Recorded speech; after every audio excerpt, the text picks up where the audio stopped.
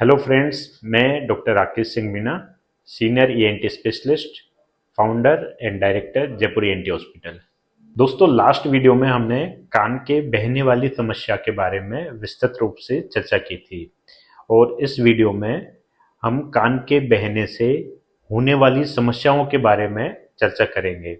इस वीडियो को बनाने का मुख्य उद्देश्य आम जन में कान के बहने से होने वाली समस्याओं के प्रति जागरूकता पैदा करना है।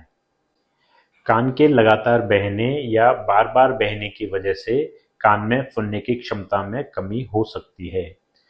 पर्दे की सुनने में जितनी भागीदारी होती है वो तो कम हो ही जाती है, उसके साथ साथ लगातार बहने की वजह से कई बार अंदर की नसें भी कमजोर हो जाती है, जिससे कि सुनने की समस्या बहुत ज़्यादा बढ़ जाती है।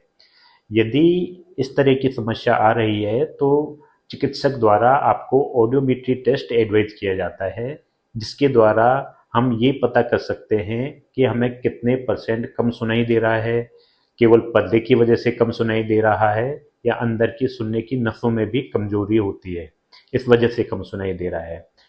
क्योंकि दोनों का इलाज डिफरेंट होता है। यदि केवल पर्दे में डैमेज की वजह से कम सुनाई दे रहा है तो ऑपरेशन से ठीक हो सकता है पूरी तरह, और अंदर की नस कमजोर है तो उसके लिए हियरिंग एड या अन्य ट्रीटमेंट दिया जाता है।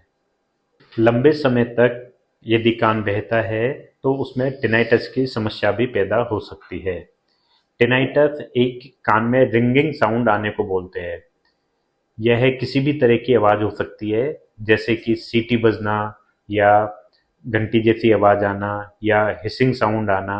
ये सारे टिनाइटस के ही प्रकार हैं जो कि लंबे समय तक कान बहते हैं, उनमें होने की संभावना ज़्यादा होती है। यदि आपको कान में टिनाइटस की समस्या है तो आप अपने चिकित्सक से इसके बारे में सलाह ले सकते हैं ताकि वो इससे संबंधित दवाइयाँ शुरू करें। एक अन्य कॉम्प्लिकेशन है मेस्टोडाइटिस। इसमें जो कान के पीछे की ये हड्डी होती है, इसमें सूजन आ जाती है। सूजन के साथ साथ इसमें दर्द भी होता है, कई बार बुखार भी आने लग जाता है। यह कान के पर्दे के अंदर का इन्फेक्शन कान की जो हड्डी में पहुंच जाता है, तब जाके ये प्रॉब्लम उत्पन्न होती है। यदि मरीज में कान की हड्डी के पीछे की तरफ ज़्यादा सूजन आ जाती है तो मरीज को तुरंत हॉस्पिटलाइज करवाया जाता है ताकि तुरंत मेडिकल ट्रीटमेंट शुरू किया जा सके। इस तरह कान के पीछे जो सूजन आती है इसे मेस्टोडाइटिस बोलते हैं।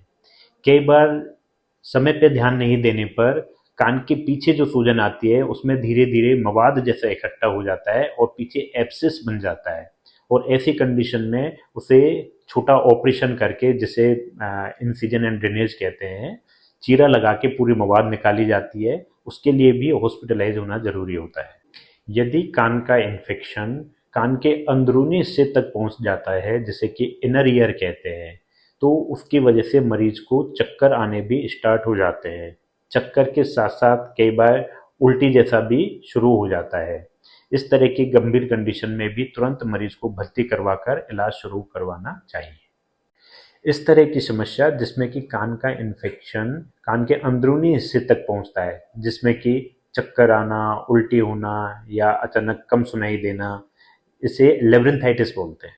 कई बार लंबे समय तक कान बहने की वजह से धीरे धीरे कान की हड्डी गलने लग जाती है, और हड्डी गलने की वजह से कॉम्प्लिकेशन की संभावना बहुत ज़्यादा हो जाती है। और इस तरह की कंडीशन में कई बार इन्फेक्शन धीरे धीरे ब्रेन में पहुंच जाता है, जिसकी वजह से ब्रेन के चारों तरफ की झिल्ली में सूजन आ जाती है। इसे मेनिंजाइटिस बोलते हैं। यह एक जानलेवा कॉम्प्लिकेशन है। इस तरह की कंडीशन में मरीज को सीवियर हेडेक, मतलब बहुत तेजी से सिर में दर्द होगा, साथ साथ में बुखार भी आता है, वॉमिटिंग भी होती है। तो इस तरह के लक्षण डेवलप होने पे तुरंत आपको नज़दीकी नाक कान गले के डॉक्टर से संपर्क करना चाहिए। अगली कॉम्प्लिकेशन है ब्रेन एब्सेस। इसमें हड्डी ज़्यादा गलने की वजह से संक्रमण ब्रेन तक पहुंच जाता है और धीरे धीरे ब्रेन के पर्टिकुलर हिस्से में मवाद जैसा इकट्ठा होने लग जाता है, जिससे संबंधित सभी तरह के लक्षण आने शुरू हो जाते हैं।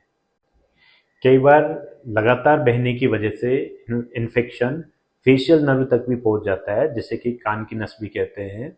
और फेशियल नर्व तक इन्फेक्शन पहुंचने की वजह से फेशियल नर्व को लकवा मार जाता है, जिससे कि मुंह टेढ़ा हो जाता है, जिसमें आंख बंद नहीं होती एवं मुंह तिरछा हो जाता है। दोस्तों, कान के लगातार बहने की वजह से या बार बार बहने की वजह से विभिन्न कॉम्प्लिकेशंस होती है, जिनके बारे में हमने आज अच्छी तरह से आपको बताया है। अतः किसी भी मरीज को या किसी भी आपके परिचित को इस तरह की समस्या है कान बहने की या उससे संबंधित जटिलता है, तो उसे तुरंत ईएनटी डॉक्टर के पास जाकर परामर्श लेना चाहिए तथा आवश्यक हो तो तुरंत ऑपरेशन भी करवाना चाहिए। उम्मीद है मेरे द्वारा दी गई सारी जानकारी आपको उपयोगी साबित होगी। अतः इस तरह की आगे और भी जानकारी लेने के लिए आप हमारे चैनल को सब्सक्राइब कर सकते हैं, उसे फॉलो करें और शेयर करें। कान से संबंधित या कान के बहने से संबंधित किसी भी समस्या के लिए यदि आप हमसे परामर्श करना चाहते हैं तो आप हमारे हॉस्पिटल जयपुर ईएनटी हॉस्पिटल, जिसका पता है 264/7 सेक्टर 26 प्रताप नगर जयपुर में आकर संपर्क कर सकते हैं। नमस्कार।